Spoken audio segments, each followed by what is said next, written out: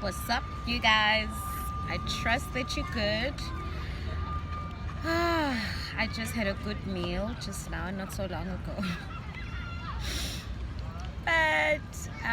Okay, let me just get straight to the point. So today I actually wanted us to talk about the importance of emotional well-being and how you should start taking care of yourself emotionally, right? So this was me a year ago. Self-love. I got my nails done, oh self-love. I got some facials done, oh self-love. I got some, oh self-love. And it is self-love, right? Because you're taking care of yourself, right? Wouldn't that be the definition of self-love? However, in the midst of us having this notion or this idea that self-love is actually all about the physical, what you see on the outside. Ooh, I just bought myself a cell phone. I think we've reduced self-love to like materialistic and monetary things. Anything that has to do with money or a materialistic thing is self-love. And then there's self-investment, right? Where we buy books and we read books and we do all of that. And there's of course like a huge difference between self-love and self-investment. But my point today is based on the importance of taking care of your emotions, taking care of your inner self. I'm not talking about the outside. Yes, you get your makeup done, you get your clothes done, you dress well, you look good, you smell good, you bath, you do everything. That's okay, that's perfect. But have you ever realized how you've neglected yourself in the process of being caught up with adulting and going to work and making money and doing this and doing that, that you neglect the person that you actually need to nurture the most? So I had a session today with my counselor, and we're just talking, like my therapist. It was a very productive session that I had with her, but it just made me realize how I haven't really been taking care of myself emotionally. I haven't invested in my emotional well-being. Yes, mental well-being, okay, great. Physical well-being, amazing. Check the way you eat, check the way you do this, check the way you do that.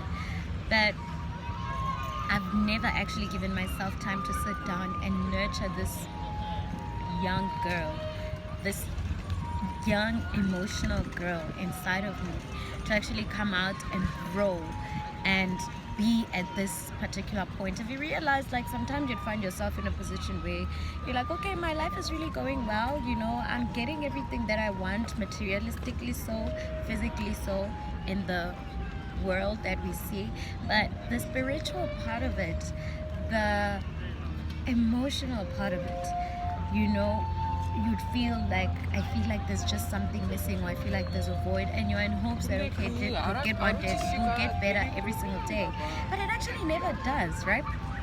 And it made me realize how much we have advocated for mental health issues for a very long time, which is a good thing. It's a good thing that we're actually moving towards that step. But also, in the midst of doing that, I think we should also try and advocate for emotional health. People have mental breakdowns, but we never talk about emotional breakdowns, and they're there and they happen and they're bad. So we need to be more wary of how we also treat ourselves, emotionally. What are we doing to actually ensure that we're fine? I think also another thing that I've observed is the fact that sometimes people are actually not able to express themselves, express the way they feel, because society puts people in a box. I've mentioned this and I'm still going to mention it even today. Why you kala? Why do you go around telling people your business? Why are you doing? There's so many whys that society has put on us, that you guys have created a very unsafe and uncomfortable space for people to open up about their emotions and their well-being and speak and talk, you know. I honestly hope you guys that one day you can actually realize, or we can all realize, how important it is to take care of yourself before you can take care of others. How important it is to not consider yourself as this strong person who is always there for others, but you're not there for yourself. If there's one person who's actually your biggest emotional support system, it's you and not anyone else. And we need to be wary of such things. You need to be wary of, how am I actually taking care of this strong support system? How am I taking care of this strong base of support? Because yes, people are there. I know people always say, why don't you get someone to talk to or whatever when things get sour, when people are going through problems. But people are not always going to be there for you. People are dealing with stuff. Why do you need to be a burden of other people? Why are you even relying on people when you can actually rely on yourself, you know? And I think as of late, that's pretty much what I've been doing, and I'm dealing with all my problems the best way I know how, because this is the only way I can actually get to understand the kind of person that I am, not at a base level, but like at a really, really deeper level. So I think we should really start taking like such issues like very seriously, and be wary of what we actually do, or how are we actually treating ourselves, how sensitive are we to our emotions, and how we're willing to express them. Don't bottle people and put them in a small container and say, "Kodwa why you khala?" You know, or why are you doing this, or why are you doing that? At the end of the day, we are human, guys. Life deals, and when it deals, you need to be ready to be there for yourself. Because when people are no longer there, then hey, fake friends, hey, whatever. I don't know. I'm not saying you must have everyone as your friend or whatever. People are really draining sometimes, I know. And my motion or my notion this year is to just block negative energy. If you bring negative vibes, I don't want to deal with your negativity. I'm just gonna block you. That's it. Like life goes on. I honestly don't mind losing people, because people are do not mind saying hurtful things to you. They wouldn't mind saying things that will really, really hurt you, right? So yeah, I just wanted to highlight that it's really important for us to really start taking care of our emotional well-being and ensure that emotionally we are taken care of before we can be able to take care of other people.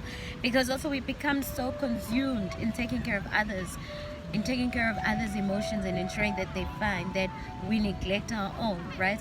So it's really very, very important, guys. I think we should really start taking those things into consideration and start speaking about them as well, instead of like bottling things up and hoping that eventually things will be fine. Things never get better.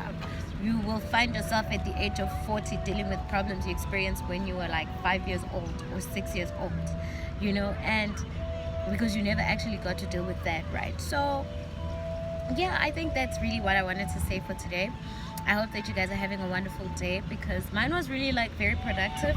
I have so much to reflect on, and I'm so grateful that my eyes are getting open and I'm becoming more aware of my surroundings. I'm becoming more aware of myself, right? And it's a really good feeling. So yeah, enjoy your day, guys, until we talk next time. Bye bye.